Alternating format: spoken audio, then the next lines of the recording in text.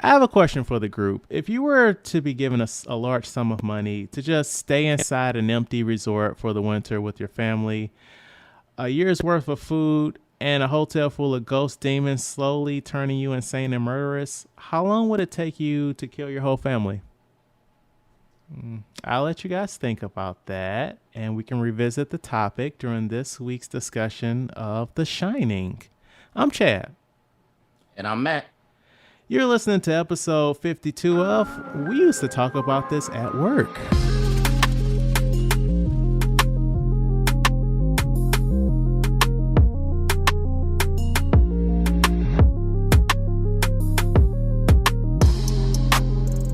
So, Matt, I'm back, man. I was away. All my efforts to get us sponsors have failed, and I want to apologize for that first and foremost.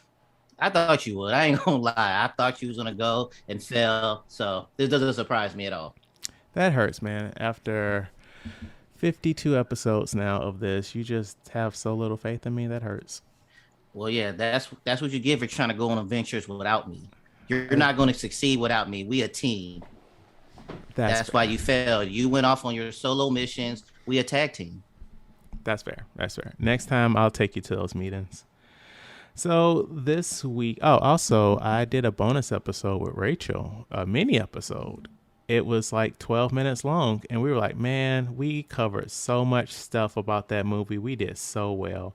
And then after we stopped recording, she was like, I forgot to say this. And I was like, I forgot to say that. So we felt real stupid. Man, that's what for. Are you want to do a bonus episode part 2? No. Fuck no. But all right, so we're back. We've got Frances here from the Happy Fangirl podcast. Hello, Frances. Hello, Chad. Hello, Matt.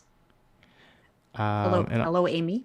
No, that's spoilers. That's spoilers, Frances. That's spoilers. Oh, no. Terrible. Uh-oh. So this week we have a new guest to the show. We'd like to introduce everyone to Amy. Hello, Amy. Hi. Yeah. So who is Amy? Who the hell are you? Sometimes I don't know. Who is Amy? I'm a lot of fun, Chad. I am a therapist, actually. I'm a mental health therapist. So I actually have my own private practice that I do part-time in the evenings. And I'm a divorced mom of 3 that pretty much keeps me busy. So, in a nutshell, I like the good things. You like the good things. Mm-hmm. What the fuck does that mean? I don't know. It just sounded good. Okay. We need to have a therapist off. We do, because we have Fran, right, who's been on a few episodes. And now we've got Amy. So, yeah. See, we out here promoting that good mental health.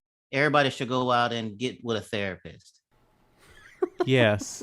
Yes, they should. Get with a mental health professional. It's really important for everybody. Yes. Mm-hmm. Yes.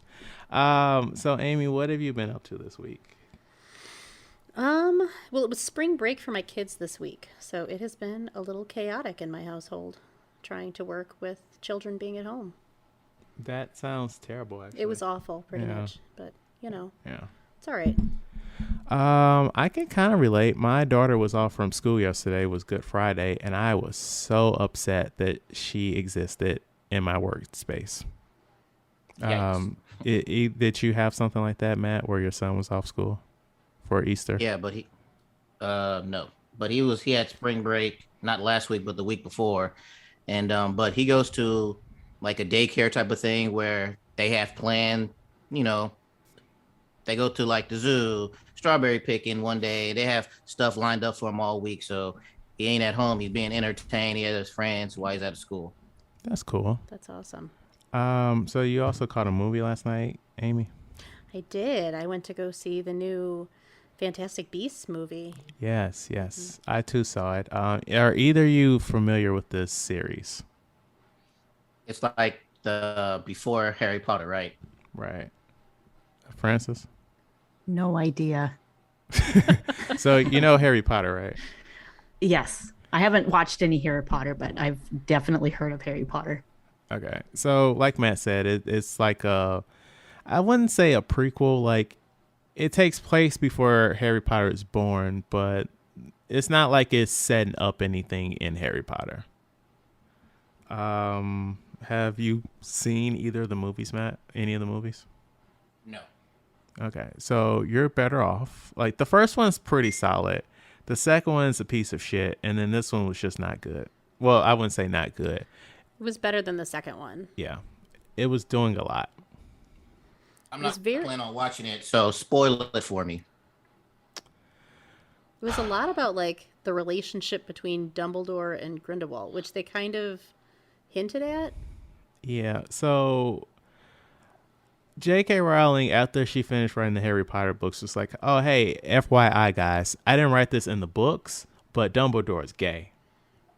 And people was like, okay, cool.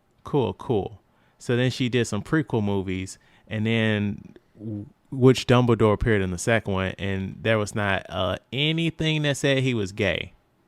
And so people got mad.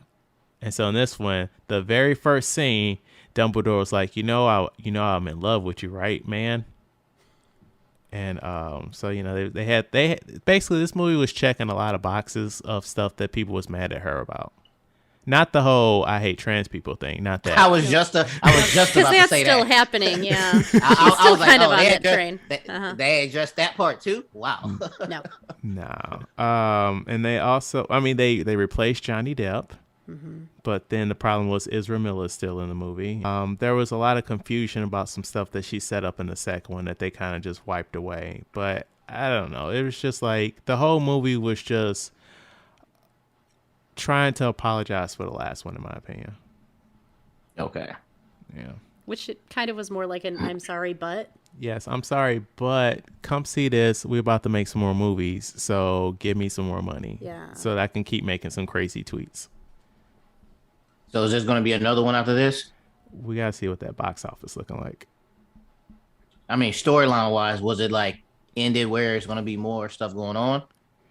Yeah. There's still space between that one and like the start of Harry Potter. Like they didn't even catch Grindelwald. No. And in the Harry Potter movies, he's been in jail for like decades. So they still need to catch him. He got away at the end. Oh. Yeah. Yeah, you have any final thoughts on the movie, Amy? No, kind of a snore. Francis, why have you been watching Fight Club this week? I am reviewing Fight Club for our podcast. We were actually going to review it a few days ago, but we have to actually change till Monday. But wow, did I ever really enjoy that movie? I don't know. Have you guys watched Fight Club before? Yes. I've seen it. Time ago. Yeah. Well, I thought it was going to be all about fighting. So that's why I was reaching out to Matt and Chad and seeing if they had anything to add about fighting. But when I watched that, I was like, it has very little to do with fighting and a lot of more deeper meanings than just creating a fight club. It's very anti-materialistic. It's creating a new world order. It's touching on the need for mental health. That is true too. And so, but when I was listening to you guys' podcast, I was like, at first I was like, well, maybe Matt's son could come on to our Fight Club thing. But because that story really drew me in when you were talking about your son getting accused of hitting another kid. And when I listened to the story, I was like, no, he would not be a good Fight Club member because he's too much into peace. That son of yours. But one thing that I really liked, well, actually, I really liked a lot of things about Fight Club, but one thing that really stood out to me was how beneficial it would be to have another aspect of your personality working for you when your primary personality shuts off, that can accomplish things that your primary self doesn't have the guts to do. Did you watch Moon Knight this week or something, Francis? Wow, I was just about to say the same thing. I was just about to say that too. I was thinking if I could just develop an aspect of my personality that raises my dog walking prices, when I'm supposed to sleep, because the Tyler Durkin character, he goes and he works and he creates a fight club at night, and he does all of this anarchistic bullshit at night. And if I could just shut myself off and then create a super Fran at night that raises my dog walking prices, I could buy a lot more shit and do the opposite of Fight Club and maybe have some more IKEA furniture and things like that. So that's I have that's what heard that greed is good. Yeah. So yeah, I really enjoyed that movie. So we're gonna review it on Monday. And another thing I've been up to is I've been maybe indulging in a few addictions that I feel like now I need to quit them. Well, this one of my addictions is I was listening to your 50th episode show yesterday, and you guys were talking about looking at your numbers and feeling your numbers didn't reflect sometimes the quality of your episodes.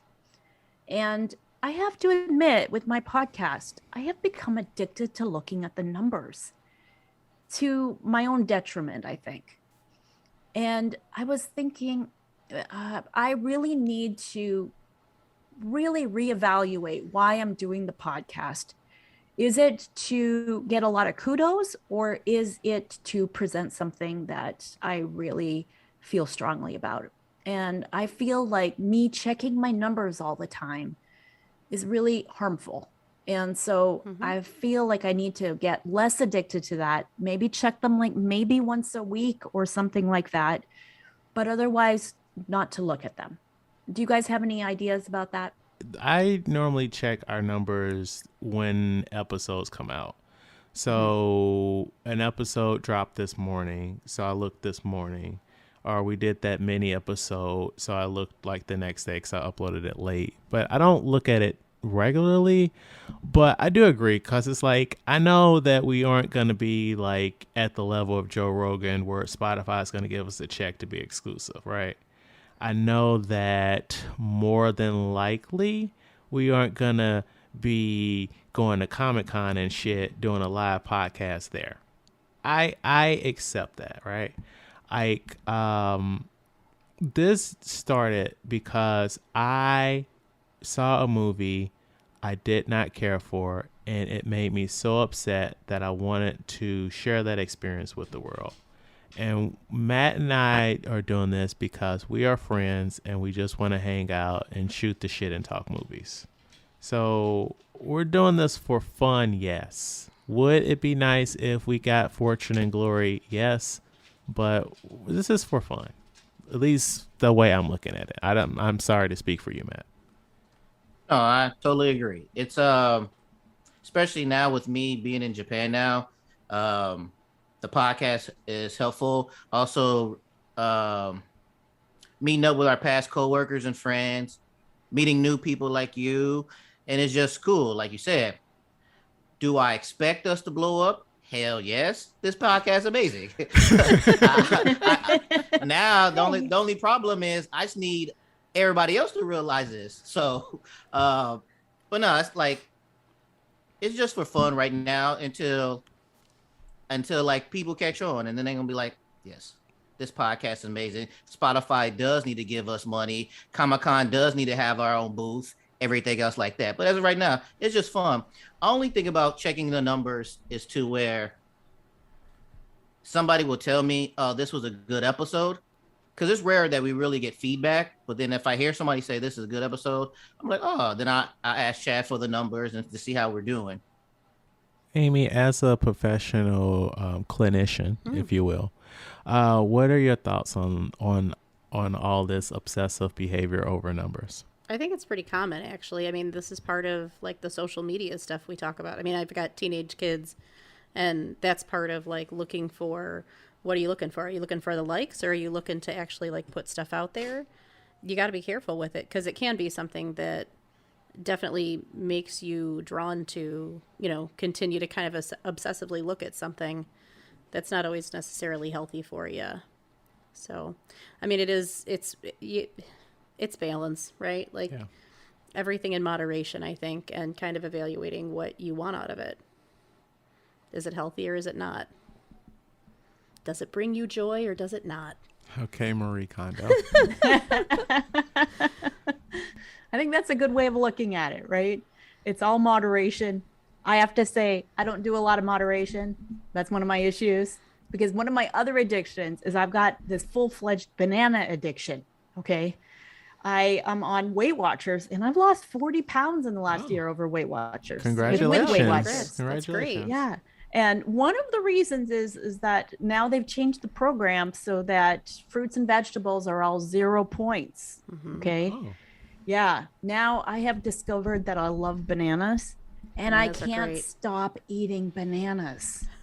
I eat probably like 10 to 16 bananas a day now. And I'm like so in love with bananas. So I'm like, I've got to like reduce that.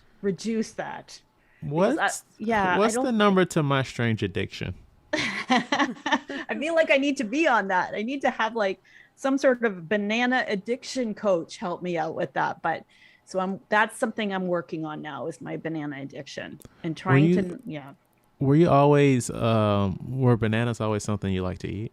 Yes. And now, oh my God, since I've been on Weight Watchers, I'm not eating the cakes and the ice cream anymore. And all of my love has transferred over to bananas.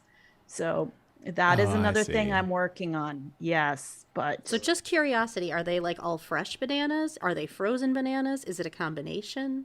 oh, I know exactly what time of day and which grocery store to get the best bananas.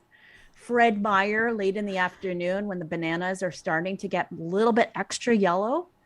And sometimes I go between the organic one and the regular one. I don't care if it's organic or regular, but there's the sweetness of it that happens when it gets to its yellow / a little bit brown stage. And I've got to say, I don't even get the bananas home. I'm in my car and I'm just shoving the bananas. You're fiending for that shit. Yeah, it's just I've discovered the love of bananas. And so I haven't gained any weight. I've still lost the 40 pounds, but I have 40 pounds more to lose. And the banana addiction, I did stop bananas for like 24 hours. And then I went back to the store and I got another 10 to 16 bananas. And by the time I left the parking lot, I had consumed probably like 6 or 7 of them. Are you eating any other food or are you just eating bananas? Oh, I'm eating other foods too. Okay. But bananas have stalled my weight loss. Now I haven't gained any weight. I've still lost the 40 pounds, but it is a struggle. Between that and checking my podcast numbers. It's banana podcast numbers. Cool it down a little bit. So I mean, at least you're not smoking, right? that's true. And I did look up how many bananas you have to eat before, because it affects your heart.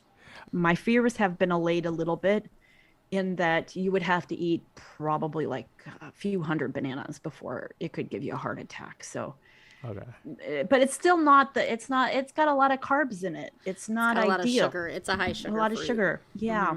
So, yes, but I'm trying to figure out where in the addiction journey am I. I have decided I do have a problem, but I'm still trying to figure out how much I want to do about it. As I'm looking here and I'm out of bananas. I know what you're doing after you get off this call with us. So, Matt, what do you went to the movie theater? I saw Sonic 2. Amazing movie. Great. Everything about it was great. I loved everything about it. The only downside was Jim Carrey, take it down one notch. And then he's always doing his stuff. But no, I highly recommend it. Have you guys seen the first one? No. I have. I I haven't. think your so- youngest might like it. I'm sure she would. I always have to temper with how much am I going to like and is it worth it? So I for her to liked be it. happy? And my thing was like, the movie was fine. Like, it told the line of like it came very close to being annoying, it came close to being stupid, it came close to being good, but it chose the path of least resistance and it stayed right down the middle. Like you want to hate the movie, but it didn't do enough to make you mad at it. So it's fine. Jim Carrey's pretty good at like kind of just killing it. He was all right in the first one. I can't speak for the second one. Yeah, everything was good with, they introduced Knuckles, Tails. It was just good. Like I enjoyed it through the whole movie. So I highly recommend that. Okay. Now we're about to get to what I really want to talk about is for weeks on this podcast, I've been telling y'all how amazing Abbott Elementary is. And they just had the season finale this week. And what I wrote down was 13 episodes of gold. Now, have you guys seen Abbott Elementary? No. I've seen the first 2. Yes, sir. What the fuck? Here, let's stop this podcast and let's put it on right now. let me put it up on the screen here, guys. Right. But so I enjoyed it so much, and I've seen like other people talk about, even celebrities talk about how good it is. And we always do Rotten Tomatoes for every movie. Abbott Elementary's first season earned a perfect score of 100%, becoming one of the highest rated seasons in TV history. So I never knew how that. many reviews? I'm about to get to that. So I didn't know that they rated seasons like this on Rotten Tomatoes. I didn't know that either. Yes. So I don't have the exact number, but I wanted to give you guys a list of what other seasons of TV shows you think have been rated 100%. Seasons, whole seasons. Whole seasons. Lost season 1. It's a lot, actually. I didn't know that. But hold on. How about Succession? But actually, Succession. Oh yeah, that's a good show. You seen it? It's a good show. 24. Yeah, that first season Yeah. of 24 was amazing. That was pretty good. Season 3 of American Crime.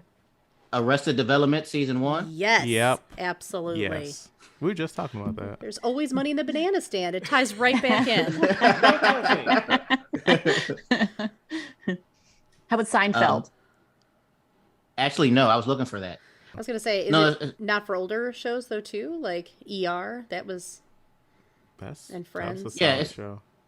Yeah, but I guess it hasn't been 100%, what they say, fresh. Like Breaking Bad, season 3's on there, Yes. but not 1 or 2. Which one was season 3? Is that the one where they killed Gus? No, don't give me details. It's just season 3 and season 4 both got rated 100%, so not 1 and 2. I can see that. I mean, Walter White. He's pretty amazing. Yeah. Yeah. Love that. Yeah, Brooklyn Nine-Nine and everything. Oh. Chicago Code. But yeah, so that's all to say is that this TV show's amazing. I even adapted to the main story, or the main character has a boyfriend, has a handshake that he does with his girlfriend, and me and my wife have a handshake. So I have incorporated some of that stuff into my handshake. But no matter what I say on this podcast, it will not do it justice. So please go out there, watch it. I've already watched it twice. That's how good it is. Yeah. All right, Matt. We won't make the promise that we'll watch the show, but we hear you. No, damn it. Make the promise of watching this show. You won't be disappointed. Whenever I ever went this hard on one thing that is that good. In this moment, I can't argue with you because I don't have any evidence. But I'm sure there's been a point where you was hyping something up and I was like, that's some trash, sir. Never. I might have been like, this is good, but I wouldn't be like, it's this good. No, Well- I mean, I'm sorry. Oh, I was going to say that Matt likes Brendan Fraser movies. Oh my God, here we go. So I feel that I trust Matt's advice about See? the Abbott Elementary. And I would partake in Abbott Elementary if I could come back on the podcast and describe how much I loved it afterwards. I love how you just trying to weasel your way back into this terrible, Francis. You got to take terrible. the opportunities where they come. So, yeah, because when you guys were talking about Blast from the Past, and I heard a lot of trash talk coming from Chad and not so much trash talk coming from Matt. I was like, if Matt has any recommendations, I'd be much more likely to listen to them and follow them. My biggest point was just that Brendan Fraser was not handsome in that movie. Encino Man much better. I've never seen that movie. What? Yeah, but I'm a Mummy kid, so like Pauly Shore. I know what you're talking about. I just never seen it. Oh, Is it streaming anywhere? We'll watch it right now. We'll hit pause on the podcast. No, it's now, like if we're gonna watch a Brendan Fraser movie, we gotta watch Bedazzled. We will at some point in life. But the only thing is, for the people who haven't heard, it's a mockumentary like The Office, where a camera around. It's about a school in Philadelphia where, you know, school stuff happened, no funds. The principal, hilarious, is should not be in this position. I don't want to give away how does she get this position because that's part of the fun, but you should watch it. Just give it a shot. Like I do with every TV show. Watch the first 3 episodes. If you're not into it after 3 episodes, then stop. So that's how I do every new TV show I watch. So just watch the first 3 episodes. If you're not into it, all right, maybe I was wrong. Well, take that back. I wasn't wrong. You just have bad taste. But you can stop watching. No, like I said, I've seen the first 2 episodes and it's solid. It's just time. Time is never on my side. What platform is this on? In America, it's on Hulu. Okay. Yeah. But apparently you had time to take a trip. Tell me about that, Chad. We took my daughter on her very first, a lot of things. So we live in St. Louis, Missouri, which is right by Illinois. She's never crossed state lines before. So that was the first. We drove through several states and took her to Nashville to meet some family. And overall, it was fine. But I quickly realized that the worst part about the trip was that my daughter was there. And what I mean by that is it wasn't a vacation. I took off work for this. I wanted to just be sleeping in and just living a good life. But this girl waking up at 5 a.m. like it's a regular damn day.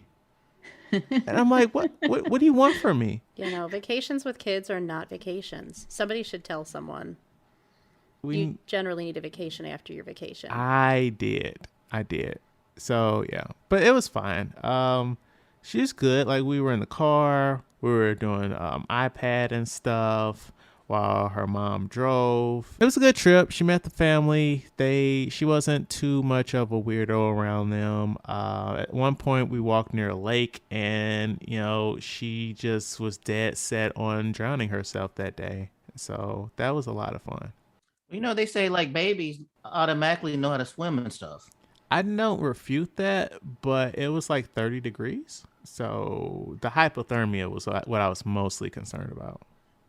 I mean, the drowning, probably not great. I mean, yeah. But like if she actually got in the water, then that's not my purview. It's kind of like how like if you're Aquaman, your jurisdiction is the sea.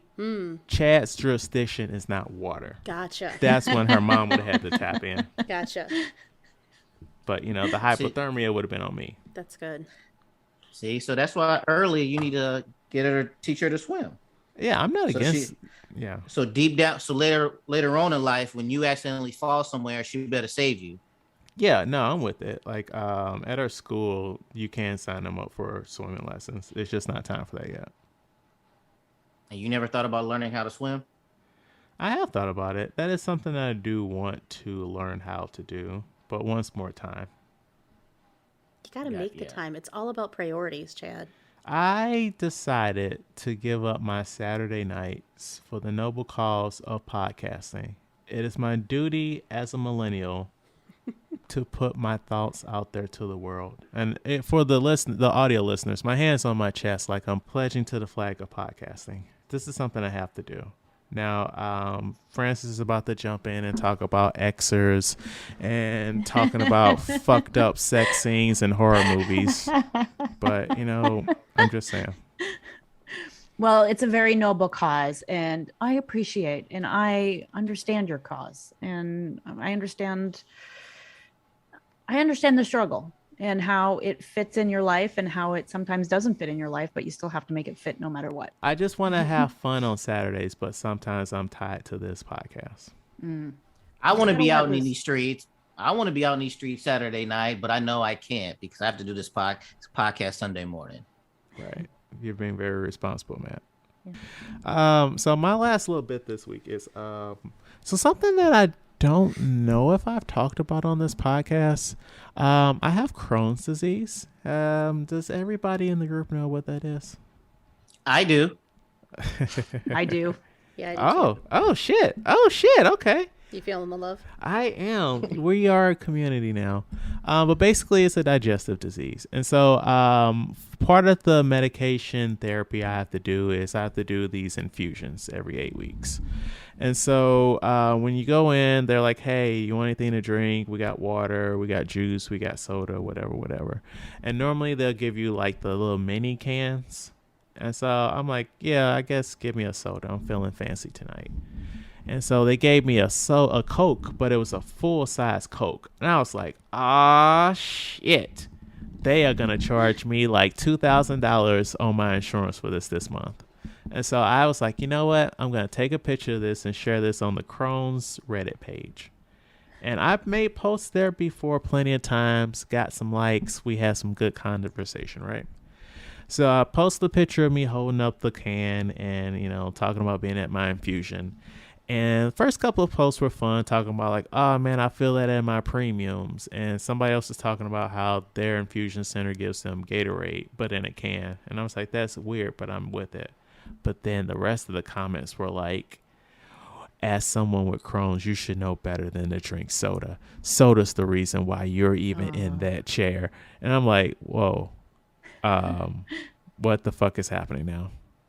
So You triggered them. I hashtag triggered them. You're right. And so that's just the ugly side of the internet. Like I guess I technically got canceled. Yeah, every group turns into that. Every group. If you go into the dog walker group, there are flames about what kind of dog food to buy your dog and whether or not you do you let the dog sniff for as long as they want to sniff, or do you try to move the dog to the next sniffing opportunity? You should let the dog, it doesn't matter if you walk a quarter of a mile or a mile on your dog walk. You have to let the dog sniff for as long as it wants in one position. So that will cause a major rift in the dog walking world. So everything you put out there online, there is going to be blowback, even if it's the most mundane of things. It's just crazy. That's why I don't go onto the Nextdoor app, about how your neighbors, like, oh, it's but a great. Isn't that app notoriously racist? That is true. I mean, they're like, I saw somebody who looked a little shifty out there. Why? Francis, I was looking through your window and I saw you talking to some black men. Are you okay? Yeah, it's crazy. Like, that app will make you hate your neighbors. They have a big fight about the smallest things, and mama's groups are like that too. There's the whole situation of, do you let your kid walk the wrong way up a slide? That was about 5 pages of anger on the pro walk the wrong way up the slide versus the con of walking the wrong way.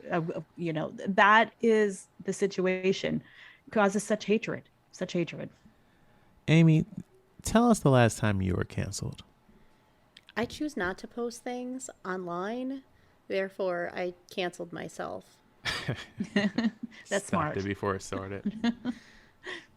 Yeah, I mean, like, I think once or twice I have posted something, and the last time was probably, there was an issue right when COVID started, actually. It was probably the last time I posted anything.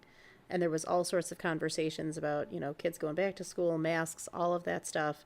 I made one comment and somebody that I knew, like, fired back, and I had all like, and I'm done. I'm deleting my post. So that's probably the last time. So Old Enough is a show that's on Netflix. It's a Japanese show that's been on for like 30 years, and it's basically toddlers are set out to do different jobs that an adult would do. Like go to the grocery store, buy something and come back. Go to your grandma's house, drop something off and come back. Yeah, that's a wonderful show. It's like the reverse of like Dance Moms or something like that, where in Dance Moms, they're like dancing around, acting crazy, doing some useless shit. But this is like you can get your kid to do shit for you. And you also, oh, those kids, they are just amazing. Amazing. Now, our Japanese kids, are they really like that show? Because they look so much more responsible than American kids. They're so sweet. They're so traditional. It's maybe a little This bit. is where Matt gets canceled. Yes, Matt. What do you have to say about Japanese children? Are they more responsible? No. I mean, in the sense of for this, I'll say no. But it's more like when you grew up, like when I was a kid, my mother used to, hey, here's some money, go down to the corner store and get some stuff and everything else like that. So I know that in back in the day in the U.S., parents used to do this all the time with kids. Now, do they do it more here? Oh, let me stop right there. So now, once I sent Chad the link, do you want to talk about this? I asked the women I work with, who are all Japanese, had they heard of this show? And they're all like, yeah, they watched this plenty of times years ago and stuff like that. Now, out of all the people I talked to, let me take that back before I say that. What did you think about this episode? So my first reaction was, I can't even get my 15-year-old to follow those types of directions, and it just wouldn't happen. And they would likely get distracted on the way. In addition to when I see a 2-year-old walking down the street dragging their dad's white uniform behind them, I think that shit's going to be shredded by the time he gets to his dad. But yeah, there's no way in hell I would let my toddler go ahead down the street. Nope, stranger danger. So I agree that it was really cute, but for me, it stressed me the fuck out.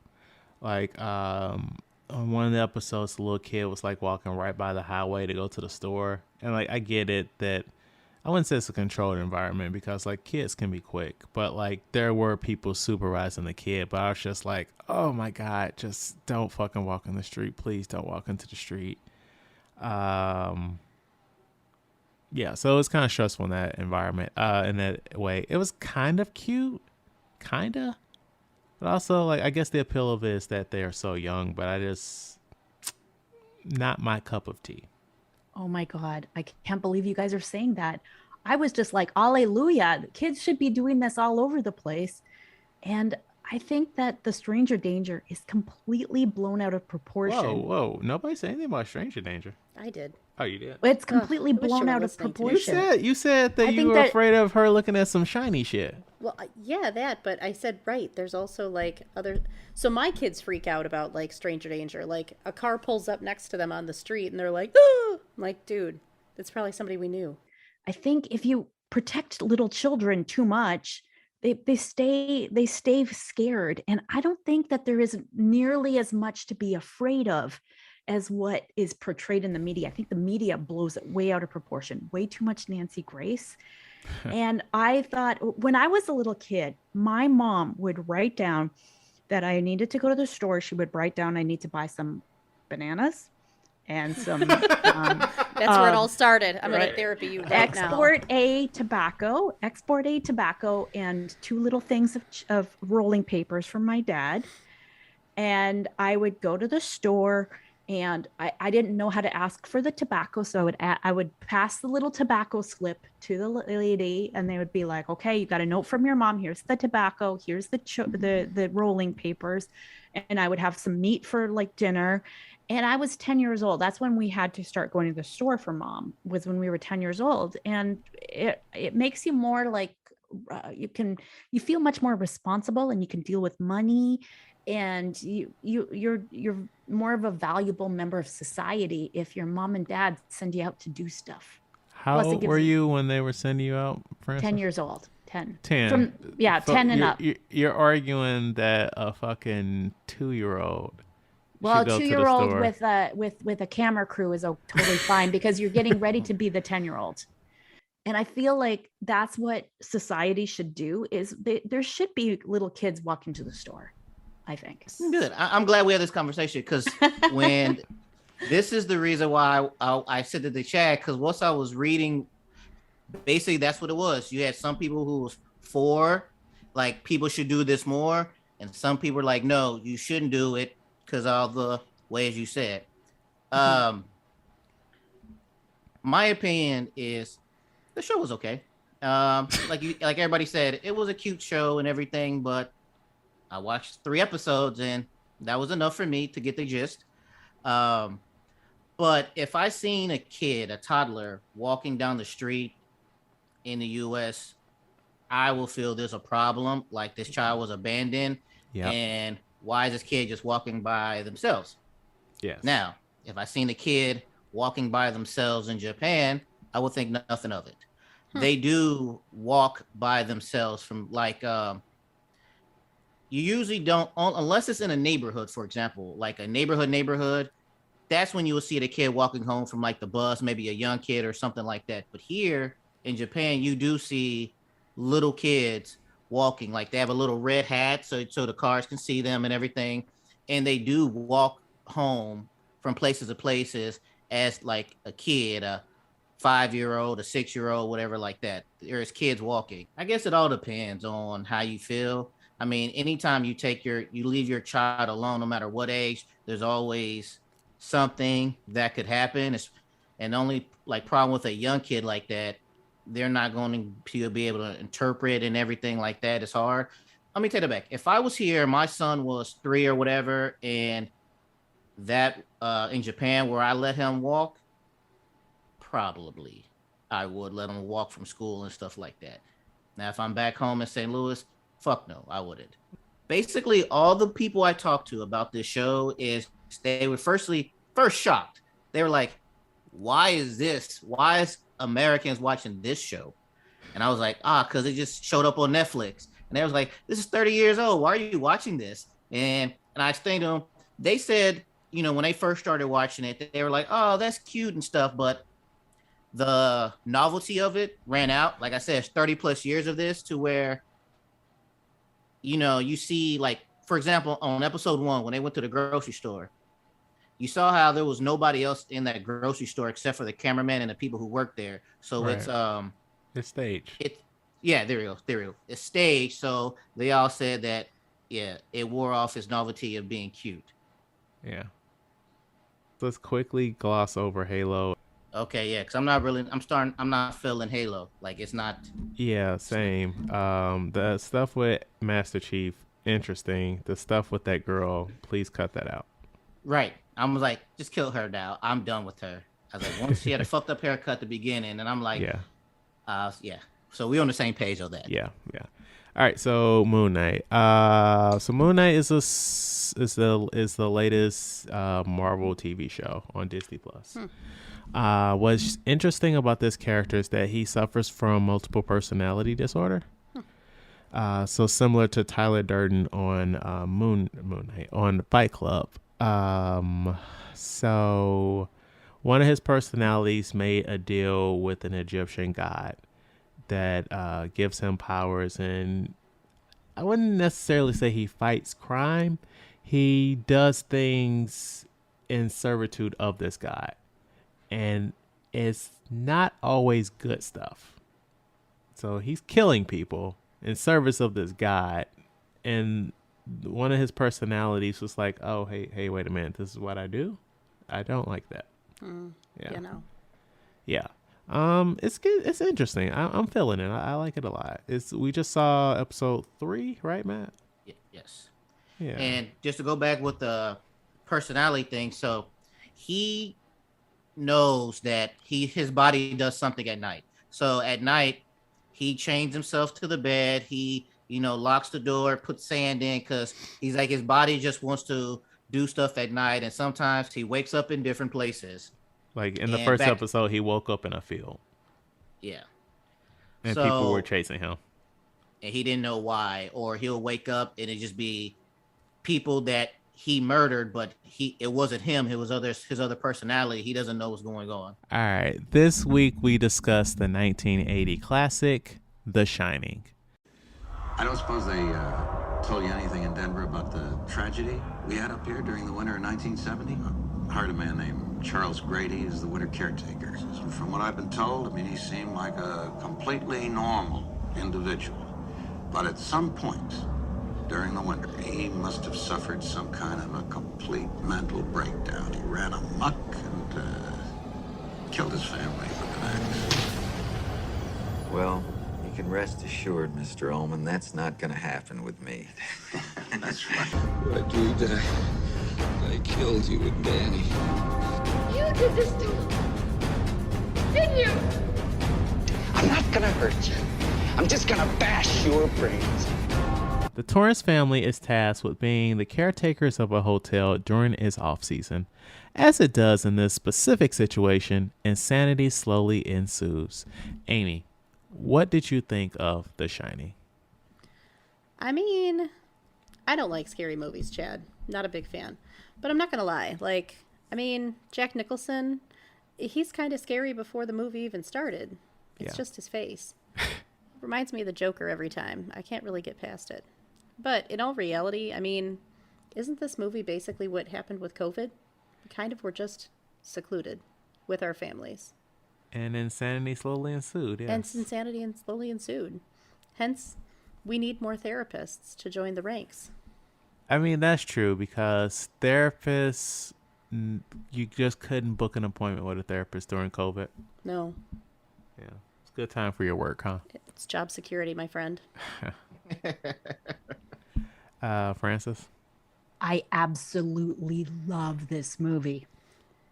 I first saw it in the 90s at a cinema in Toronto with my brother. And it was at midnight. I had never seen this movie before. I knew very little about this movie. Oh my gosh. This is my favorite horror movie. And I have watched it a bunch of times. It's been about 10 years since I watched it though. I watched it this morning again. And I even have a picture of Jack Nicholson in my linen closet so that when my sheets get low, Jack Nicholson's face pops out at me and tells me to go do my laundry because I've got him poking his head, you know, his like, here's Johnny, that scene. Mm-hmm. Once my sheets get low, I see his face saying, here's Johnny, go do your laundry, just for the fear factor of like, get your ass moving. And I'm just so much in love with this movie. Everybody at university had a picture of Jack Nicholson on their wall.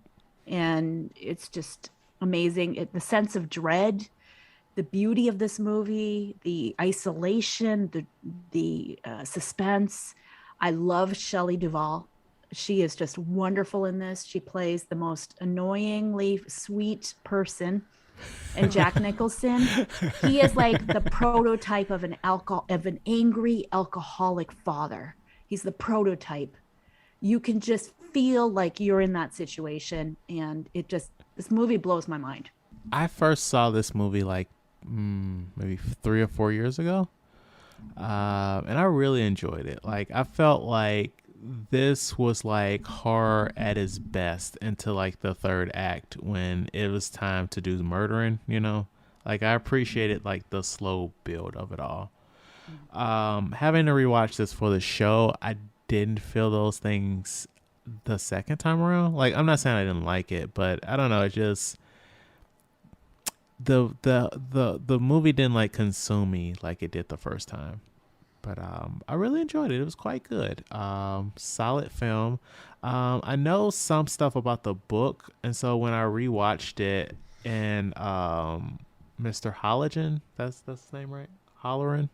Holleran. When he was like dead, I was like, wait a minute, what?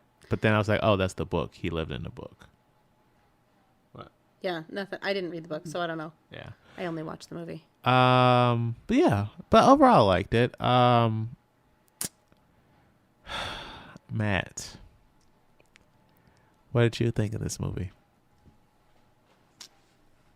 Francis, I love you like a cousin, and I don't want what I'm about to say right now affect our relationship. Oh no, you had me so like high on you for your Brendan comments. Right, so how could you not like this movie? How could you not like it? This movie is garbage. Let's start off right off the bat. This movie is trash.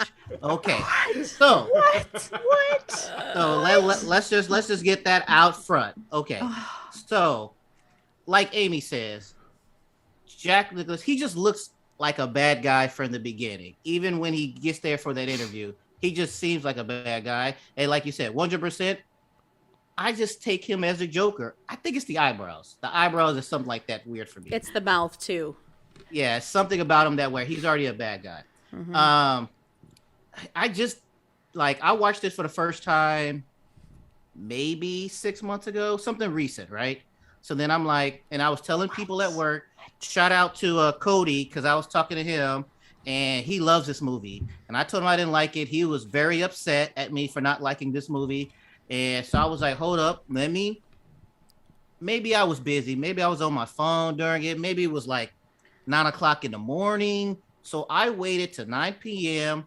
I shut the curtains, made sure it was pitch black, turned off the subwoofers. I wanted to feel the whole thing so I can be focused on this movie. So maybe I can get maybe I didn't get the horror part of it the first time. So I did it. This movie is still trash. So it's just, I don't get the appeal of it. I wish they would have, to me, they rushed him going insane.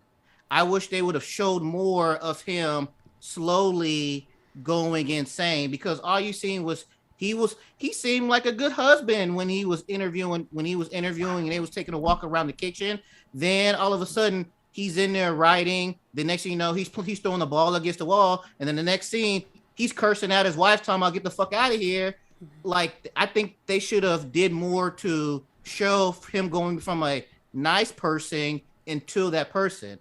So like now I'm like, all right, go ahead. I agree, but controversial statement. I don't think that Jack Nicholson should have been cast in this movie, because apparently Stanley Kubrick cast him because of what he saw him do in One Flew Over the Cuckoo's Nest. So it's like, that's like you're fucking casting Jason Statham in a movie, and you're like, oh, okay, well, obviously since he's in this movie, he's gonna whip somebody's ass. Just like, oh, okay, you cast Jack Nicholson in a movie, obviously he's about to be go fucking insane. So it's like, no, you needed somebody more mild-mannered so that we had that slow build of insanity. Because, like, you're right. Both of you, scene one, this motherfucker's got this fake ass smile on his face, holding back the crazy, trying to get this goddamn job. I think I loved that, though. I love that. I love watching him holding back the crazy and trying to keep himself in line. His expressions, so funny, but also so scary. And just watching him kind of slowly go insane. Like, I mean, slowly. He was already there. That's the problem. Well, that's my thing too. Like, they mentioned at one point, like, the little boy, like, his arm, like his shoulder. Oh yeah, well, that happened. I mean, like, my husband got a little, like, mad one night, and he just, just a little bit too grabby. I'm like, oh, that's called abuse. Like, no. Yeah, we just kind of gloss over the child abuse. I mean, like, and Shelley Duvall, she's all fine and good, but I swear to God, she ran around that whole movie with her arms above her head with, like, a knife, just willy-nilly, like, blah! I thought that was so hilarious and so fun to watch. I didn't like her in this movie. She was so wonderful. No, see, I feel like, I'm like, this is like watching, like, the princess movies. I'm like, get up and get something, do something. Like, don't just stand there and scream while, like, That was so entertaining. That's what brings the beauty, is the contrast between Jack Nicholson's character, and he is married to the absolute worst possible woman for him. Oh my God, worst possible. Yeah, worst possible. And seeing him trying to hold it in, but not really hold it in. And that beginning scene where he talks to his son about the Donner Party, about the cannibalism of the Donner Party, I thought that was hilarious. Now, Chad and I reviewed Reanimator, and we had a very different take on that, because I also thought that movie was hilarious too. So to put my therapist hat on, Francis associates uncomfortable things with hilarity. But this is, you've got to admit, there's a lot of. Have you ever heard of Reanimator? No. No, it's a hilarious movie. It's It a is hilarious movie. It It is. is. It is a movie about basically making zombie people. And there's a whole scene where Detached Head It's hilarious. Though. It's attempts to go down on a naked woman. Oh, It is okay. Now, when you explain it that way, it sounds bad. Yeah. The thing is, but the thing is that it's so over the top. Can you agree that there are some things that are violent that are so over the top and ridiculous that they're humorous? Yeah. Oh, of course. Yeah. Yeah, and in that scene, I mean, in that movie, there's just scene after scene that are so hilariously over the top that it's a hilarious movie. And I think The Shining, the foreshadowing is just so strong that it's hilarious, and it's also very scary but hilarious. And it could be also when I watched it, like the age I was my 20s, and it was cool, and it was very scary when I watched it in my 20s. Amy, when was the first time you saw this movie? That would be. So I was recommended to watch part of this movie when I was in graduate school. And it might have been in relation to The One Flew Over the Cuckoo's Nest. So we watched this, and we watched the movie Sybil with Sally Field. Also a very good movie about dissociative identity disorder, which is the same as multiple personality. So yeah, the movie in its entirety was this morning. That's hilarious. Mm-hmm. So what do you all think the Rotten Tomatoes... Wait. I'm not done. Done. I'm sorry. I want to shit on this movie some more. Oh damn! No, Shots Like, fired. because when I go back, like, basically a lot of stuff doesn't make sense to me. Like the blood in the elevator, like they showed that beforehand, like foresight. Yes. So, but that didn't actually happen. It did happen. When did it happen?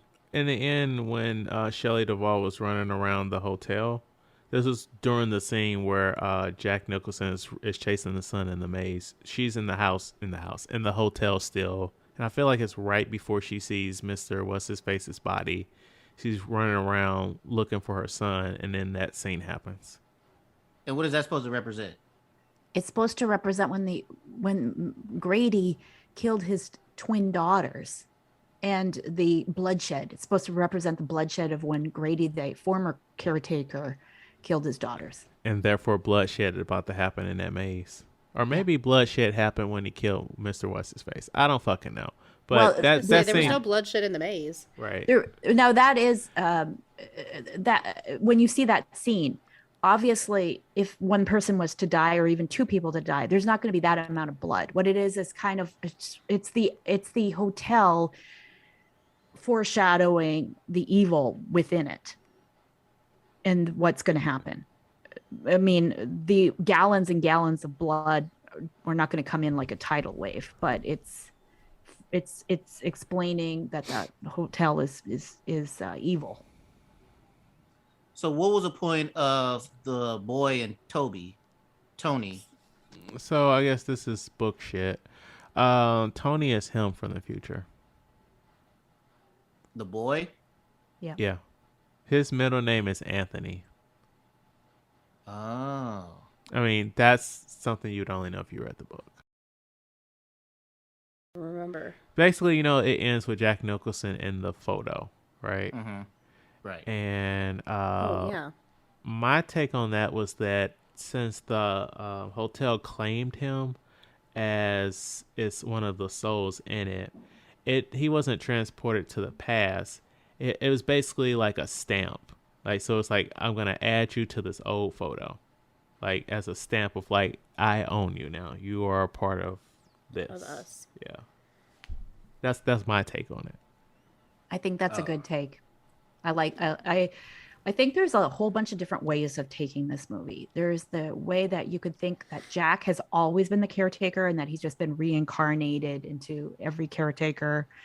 You could and then another thing is that the Gradys, Grady is also a servant, but it's not the same first name of Grady. So it's there is a little bit of ambiguity in that too, in that the Grady who killed his twin daughters is Charles Grady, but the Grady who he's in the bathroom with, I think he's Delbert Grady. Ah. And so there is some question. Yeah. So there's some question that I think Stanley Kubrick keeps you guessing. So it could be that the Grady's didn't actually exist, and it was always Jack Nicholson's character who was the caretaker, or you could look at the Grady's and say that they were reincarnations of each other, of different Grady's, or just generations of Grady's. I think he keeps it really ambiguous so that everybody is still guessing on it. What do you guys think the Rotten Tomatoes was on this movie? I'm going to say very high. Going off what Francis says and Cody, I think it's one of those Halloween 1 type movies where the fans just love it so much, so it's high. If I had to put a number, 80. I'm going to go 85. I'll go 75. Francis is right with 85. Nice. 97. I honestly didn't look it up. 97 reviews. As a 93% audience score with over 250,000 ratings. All right, so I got a trivia question for you three. All right, so along with The Shining, all three of the following movies were filmed at Elstree Studios in England, but which one was not released in 1980? The Empire Strikes Back, Flash Gordon, or The Great Muppet Caper? Which one did not release in 1980? I think it was The Great Muppet Caper. I have no idea. I'll say Flash Gordon just to say something. Then I'll go with Star Wars then. See, this is what I want from guests. Spread it out. Y'all motherfuckers always be like, oh, I'm going to say the same thing the first person said. Amy was right. It was The Great Muppet Caper. But I'm just saying. Good work. All right. So a couple of pieces of trivia. So famously, Stephen King hated this movie because Stanley Kubrick changed so much from it. So much so that the story was eventually readapted as a 1997 miniseries that followed Stephen King's book more closely. However, Stanley Kubrick owned the rights to the 1980 adaptation, so in order for Stephen King to get the right to readapt his own book, he had to get permission from Stanley Kubrick. Wow. That would be yeah. I'm on board with that because I think Stanley Kubrick did it right. And I don't think Stephen King knows how to adapt his own work. I mean, I'll 100% agree on that. 100% agree on that. Like, the miniseries for this movie is shit. Yeah. It is shit. Okay, so Jack Nicholson and Shelley Duvall have expressed open resentment against the reception of this film, feeling that critics and audiences credited Stanley Kubrick solely for the movie's success, without considering the efforts of the actors, crew, or the strength of Stephen King's underlying material. Nicholson and Duvall have said that the film was one of the hardest of their careers. In fact, Nicholson considers Duvall's performance the most difficult role he's ever seen an actress take on. Duvall also considers her performance the hardest of her life. And they say this because Stanley Kubrick was a fucking piece of shit. Basically, to get her in the mindset of like a character that was like vulnerable, he essentially Beat her down. He gaslit her. He emotionally beat her down, and he encouraged the crew to do the same. Ugh. So she had like basically no friends on set. Like, it was a very hostile and toxic work environment to the point where she was starting to lose hair by the end of the shoot. Good Lord. Wow. So shooting should have taken 17 weeks, but because of like constant like delays with him making them take multiple takes, or him like just doing all this crazy shit, they were filming that movie for 51 weeks. Holy cow. That is very unorthodox for a movie. I mean, the movie we're going to talk about next week, it went longer, but that was because of COVID. Last thing, Stanley Kubrick, known for his compulsiveness and numerous retakes, got the difficult shot of blood pouring from the elevators in only 3 takes. This would be unremarkable if it weren't for the fact that the shoot took 9 days to set up. Every time the doors open and the blood poured out, Kubrick would say, "It doesn't look like blood." In the end, the shot took almost a year to get right. Damn. And to me, they should have took that part out. Yeah, I mean, it made no fucking sense. So what are these numbers to back up your claims that this movie is shit, Matt? Oh, the box office. When it came out, it didn't make the money it was supposed to and everything. And the critics at that time shit on it. And then through time and later on, it got the high marks that it has now. That's what I'm trying to say. Right. So when did this movie come out? 1980. The critics in the 80s was correct. Basically, that's what I was going to say. The critics were correct. I mean, it got nominated for a Razzie. Oh, they had Razzies back then? Yep. Oh, wow.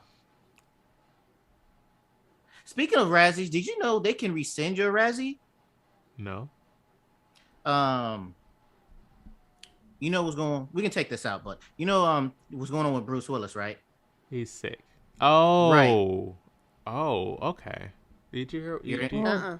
He has a degenerative disease, like a neurological or something like that? Aphasia? Yes. Is it aphasia? He can't talk, right? I believe so. Okay. Yeah, because I know, like they said last year, he filmed like a large amount of movies or something like that, because he was known this was going to happen. And I read somewhere to where they took away, like I guess he got a Razzie before for something, and they rescinded the Razzie. Okay, well that's decent of them. That makes sense.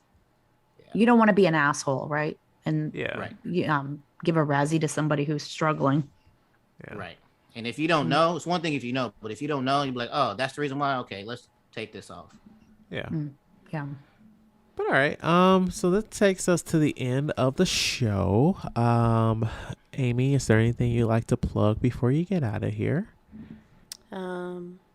Anybody that's in need of mental health services on the Illinois side of the river and has Blue Cross Blue Shield or Cigna, look me up. All right. Help with your mental health services. Francis? Well, I feel like I've been cured by Amy already through my banana addiction. So I want to thank you for that. I don't know if I have Blue Cross Blue Shield, though. You'll have to bill my Kaiser Permanente for that. But thank you for that. And I would like to plug my Happy Fangirl podcast. And it drops every Wednesday. And me, Jazz, and Steph, we tackle different types of movies. So tune in. So thank you so much for listening. Please rate, like, and review our podcast on your platform of choice. If you have any feedback, please email us at weusedtotalkpod@gmail.com. Like our Facebook page, We Used to Talk About This at Work, and follow us on Twitter, Instagram, and TikTok at We Used to Talk Pod. Tune in next week when we review The Batman. And like always, I don't know if this was a good episode. I don't know if it was a bad episode. But whatever you think about it, talking about it at work. And I would like to give a shout out to one of our faithful listeners, Leslie. Thank you for listening. Who's Leslie, Matt? Leslie is one of our day one listeners. And I just want to give a shout out because they listen to every single episode. They always comment on our stuff. So I'm just trying to give a shout out to our listeners out there, especially our day ones. You don't want to put out who Leslie is to you? Leslie is my mama. Hi, Mama. That's so sweet. See, my own mom won't even listen to my podcast. So Same. she says it's too cringy. And she's afraid she's gonna hear something that she doesn't like. And oh, it's okay. My mama knows what kind of son she raised. We genuinely appreciate your support. Thank you.